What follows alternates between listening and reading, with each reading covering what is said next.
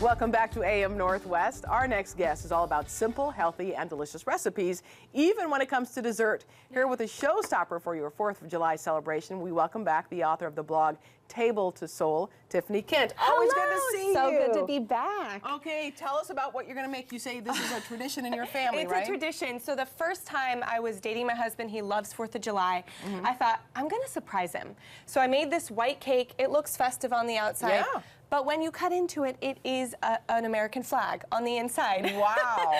So we've made it every year. Guests love it, and I'm so excited to show you how. Oh, yeah, please. I wanted to learn how to make this, so I'm excited. Okay. Awesome. So I use Bob's Red Mill gluten-free flour and made these from scratch. Okay. But to save time, you could certainly use box white cake.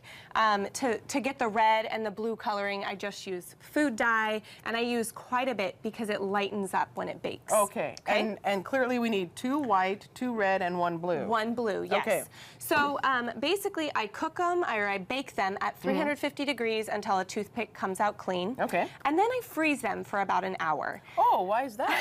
It's because it makes it easier to stack and to cut. So the thing about cakes, which you can see, is they kind of like raise in the middle. Right. They don't stack well if they're all lumpy. So I take a very sharp knife and I cut across the top. Okay. And I do that just so that it's even on all sides, nice and flat. So did it take a while to get this down, how to cut that?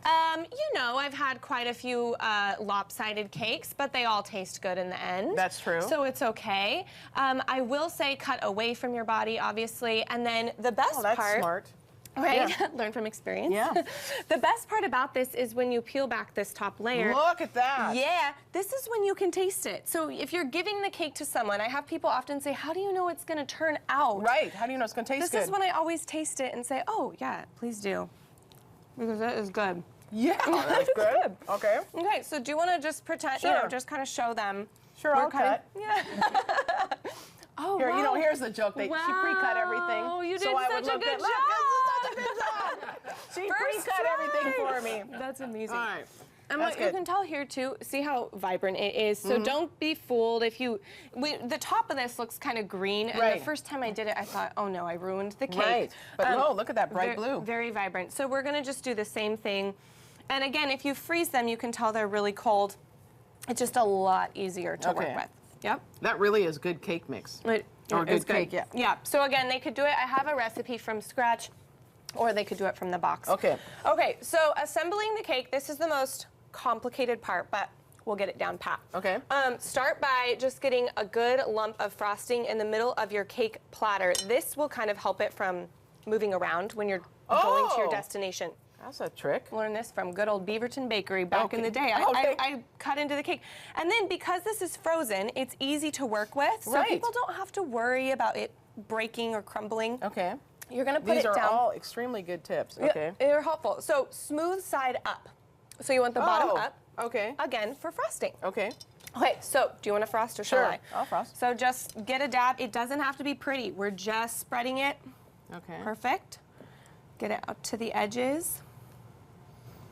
Because you're going to see the frosting in between, right? You'll see it in between, but if there's some crumbs, like nobody's going to be looking that close. Okay. They're going to just be so in awe of how delicious it is and how much of a flag.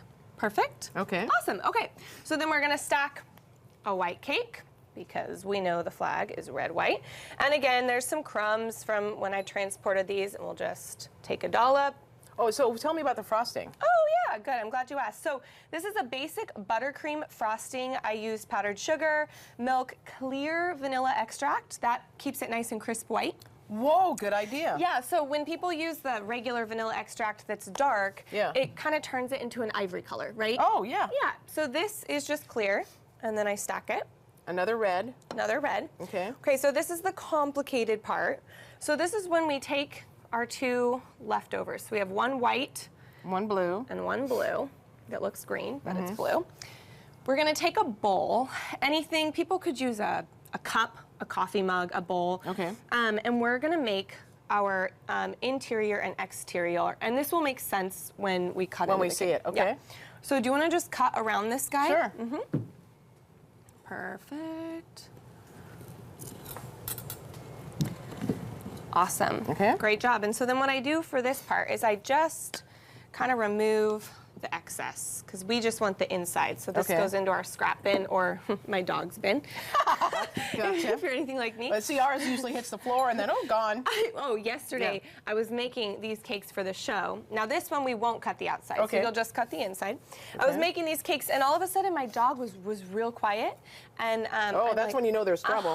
Well, he almost ate all the cakes I had baked, so Oh, no. that would have been no good. Okay, so this, we're gonna take the donut, the Okay. donut shape, and after I frost, we are going to, and this is the part I think when people see the finished product of the cake, they can't quite figure out unless somebody shows you How you did it. how to do it. So Okay. we've got our frosting, donut shape goes in. right down, Okay. and we've got our white that we just fit right Okay. in there. Perfect. And essentially, now you're just going to frost and decorate, right? Yeah, so we do. That's it? Do you know about a crumb coat? That's just the one thing. So people always ask, how do you get your cakes? There's not crumbs everywhere. So I always do a crumb coat, and that's just a really sloppy external layer, and then I freeze it for about an hour.